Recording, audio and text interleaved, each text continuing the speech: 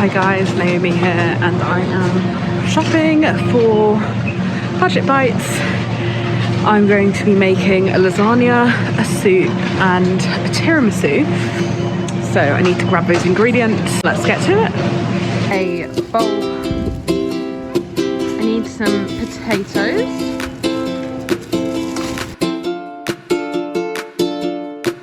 I'm going to be showing you how to batch cook a gingerbread spiced coffee tiramisu. With 2 tablespoons. Maybe I'll do like... Maybe 2. Yeah, like a full one. Is the gin... Oh, nutmeg. Yeah, I think that's good. Sugar. Yeah, I think 3 is good. We did not find any sponge fingers, which is traditionally used. However, you can substitute with Madeira bread like we are doing. We've cut our Madeira bread into slices. Inside of this bowl, we have combined icing sugar and some mascarpone cheese, which is the first component of our cream. A tablespoon of vanilla extract.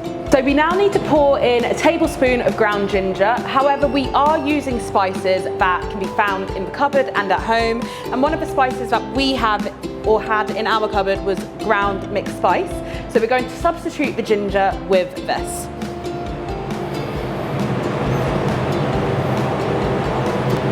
Half a spoon of cinnamon. 2 shots of vodka. Before we mix the cream, we're going to add 300 milliliters of double cream.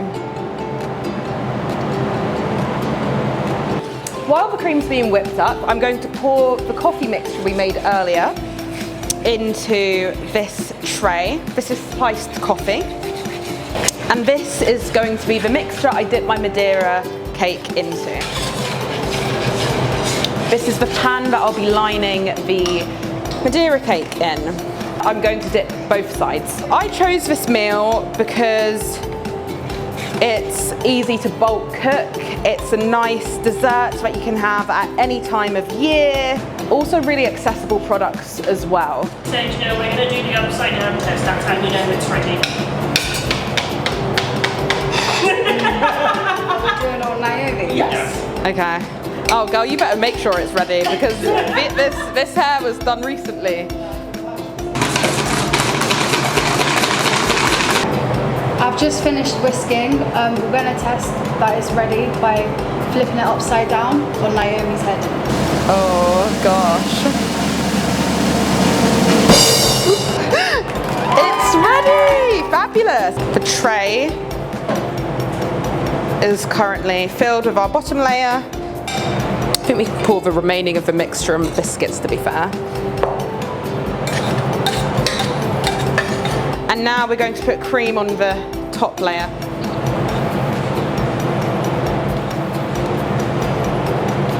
The first layer of tiramisu has been created. We're now going to sprinkle some of the gingerbread on top.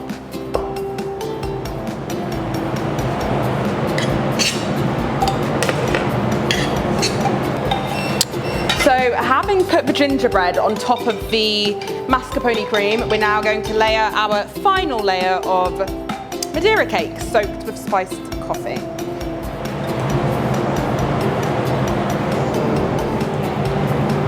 Layer the cream on now. Nice.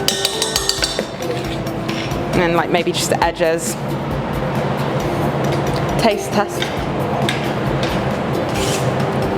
Good. And now that is done, We're going to go put it in the fridge to chill for 4 hours. We've taken it out of the fridge. It's been 4 hours.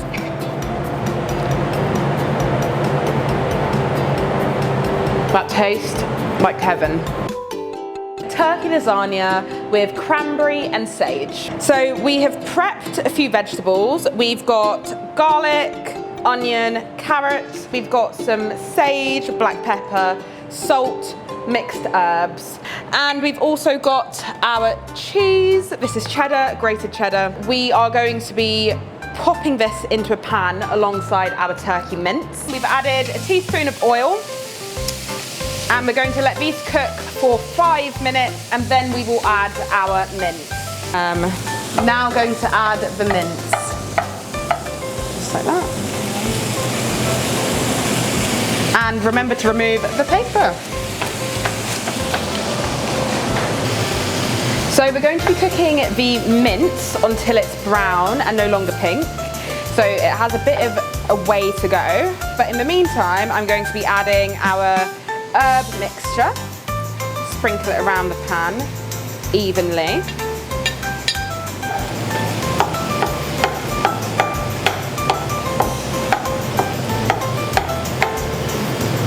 This is like a fun little challenge. Spot the pink. It smells amazing. I could eat this like right now. Turning the stove off. We'll leave this to just cool down. We're now in the assembly stage of the lasagna.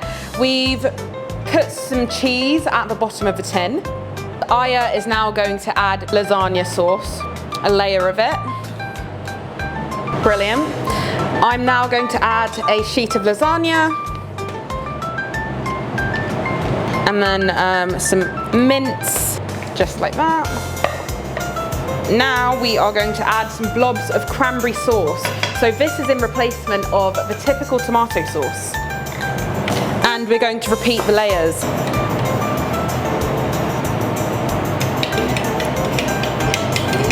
Looks a bit like custard. Lasagna sheets. Mince, the cranberry sauce, and then some cheese to top it off. And we are now going to pop it in the oven to bake for 35 minutes. It's been 35 minutes and now we're going to do a taste test of this lasagna.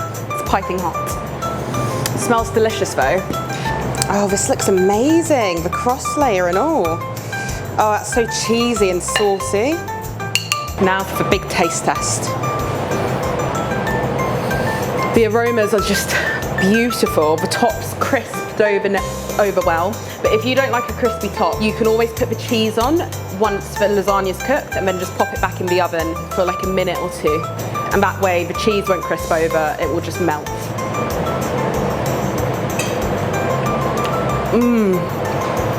Oh, that is beautiful. The sweet and the savoury combination, the sweet from the cranberry sauce and the savoury items, make this a wonderful dish. Definitely try this out and let me know how it goes for you. Parmesan and potato soup with a side of garlic bread. Onion and garlic.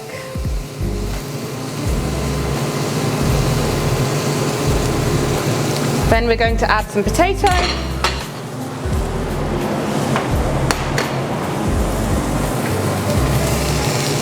Mix it. And now we're going to add some vegetable stock, 1 litre to be precise. Pour it a bit, gonna give it a little mix. Going to leave that 15 to 20 minutes until potatoes soften. We have taken the soup off of the stove and we're now going to blend it with a hand mixer. Yeah, just mixing it in to make it as smooth as it can be. So just adding the spice mixture in.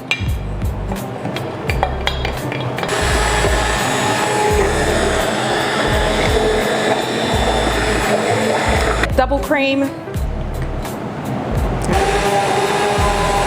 Look at that, that looks lovely. We're now going to add in the star of the show, parmesan. In it goes.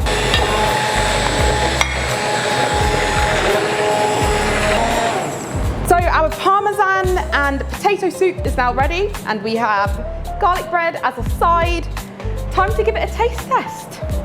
This smells amazing, by the way. Look at that consistency as well. Quite hot. Oh, that's beautiful, that's so creamy. Thanks so much for watching, guys. I've been Naomi. And I've been Aya. And you've watched us cook 3 of our favourite cosy meals. Comment down below if you try any and how they turn out. These meals are great for bulk cooking. Definitely give it a go. Bye.